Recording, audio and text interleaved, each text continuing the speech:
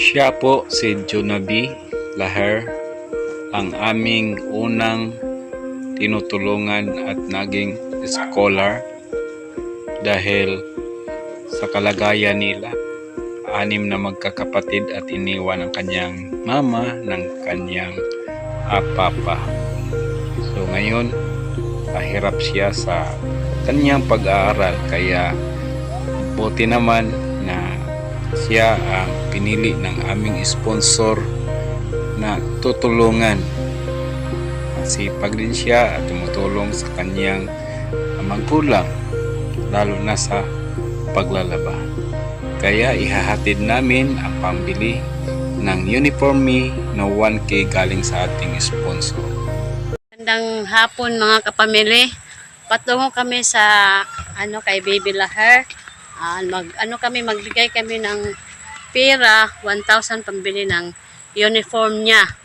So, umpisa nang sasagutin ng ating sponsor ang kalagayan ni Lablab, no? Si Lablab Si yun. Lablab yung anak ni Baby Laher. Okay, sige. So, naglalakad na kami mga kapabli. Ngayon, mag-uumpisa na ang pagbigay natin ng assistance para sa kanyang pag-aaral. Ating nalalaman na ang kailangan talaga ni Jonaby ay uniform. Kay gibawi na kinukuha na yung uniform niya, nihiraman kasi. Yung uniform niya is kinuha na dahil si Jonaby ay nakihiram lang ng uniform. Gaano nakatagal yun sa iyo? Isang taon na. Bali, ito niagi, sulit guys, isang taon.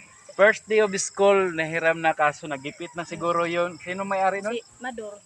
Si Mador. Beverly. Anas, no? Ang may-ari. So ngayon, andito yung pira galing sa ating sponsor na si Ma'am Lani. No, para ito sa up and down ba yun?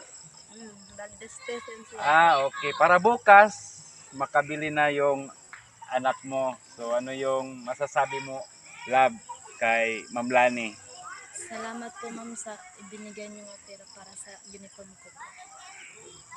Ang gawin mo lang is yun lang, para magkapag-aral ka, tapos wag mo munang intindihin yung ibang mga problema, kundi focus ka sa pag-aaral mo, focus ka sa mama mo.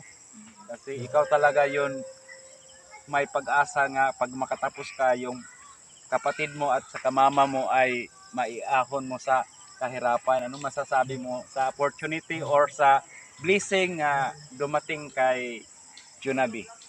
Ang masasabi ko lang na ito na ang panalangin ng Panginoon. Ginamit niya kayo, Analisa Kers at Ma'am Lani, para kayo ang magbigay ng kahilingan ng aking mga pagdasal na may makatulong sa aking anak. Kasi awang-awa na kasi ako araw-araw. Hindi niya masasabi sa akin ang lahat. Pero narinig ng Panginoon na kailangan namin ng tulong. Bagkus akong nagpapasalamat sa Analisa Kers at sa iyo, Ma'am Lani, na tumulong ng pera para makabili ng uniform. Okay, so bukas, no, magbili na, at saka sa mga followers namin at subscriber, ito yung napili ni Ma'am Lani na susuportahan niya. One day later. Ayan na, nakasuot na siya ng bagong uniform dahil yung uniform niya na dati, kinuha na ng classmate niya. Ngayon, masaya na siyang mag-aaral dahil mayroon na siyang kanyang bagong uniform.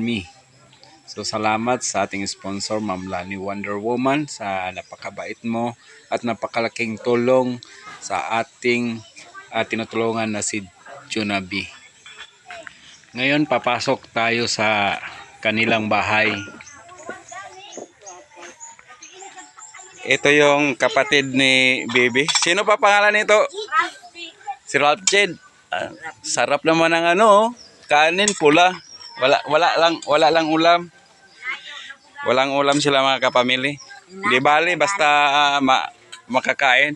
Ito yung kinsa pa ini? Princess. Si Princess.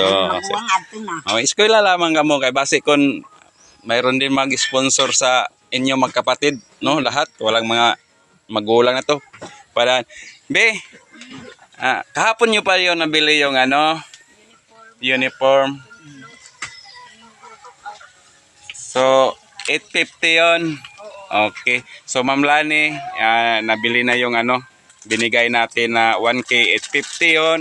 So, pamasahe nila yung sobra. At, wag na. Ayos na yon. At least nakita naman niya yung binigay namin sa inyo. Salamat po, ma'am, sa uniform na nabili. Tuwang-tuwa yung estudyante na bagong uniform. Tapos ikaw rin, natuwa ka rin. Oo, siyempre natutuwa rin ako isang magulang na masaya yung anak pag-aral ng bagong uniform. Oo, mga kapamilya, kasi ang totoo lang yon, kinuha na talaga yung uniform, yung nag-iisang uniform. Nagkataon rin na kinuha, dumating kakul. Oo, tapos nang kinuha, tamang-tama din na nabigyan ni Ma'am Lani. Talagang Wonder Woman talaga si Ma'am Lani. So don't forget to subscribe our YouTube channel para ito sa mga kababayan nating mga nangangailangan ng tulong. So, asukar lang, paits na yun. Naranasan ko rin yung kumain ng kahit kanin lang, makapag-aral lang. Sige. Hanggang dito na lang. Ito yung lola nila. Salamat mga kapamilya. Ito yung sitwasyon nila. Dito sa ilalim ng silong. Pero di magtatagal. Makakaalis din sila dito. So, hanggang sa muli. Huwag niyong kalimutang i-support yung channel ni Ma'am Lani. At saka sa mga followers ni Ma'am Lani, salamat din sa suporta ninyo sa amin. At saka yung mga OFW Angels, shout out. Salamat sa inyong solid na suporta. God bless sa inyong lahat.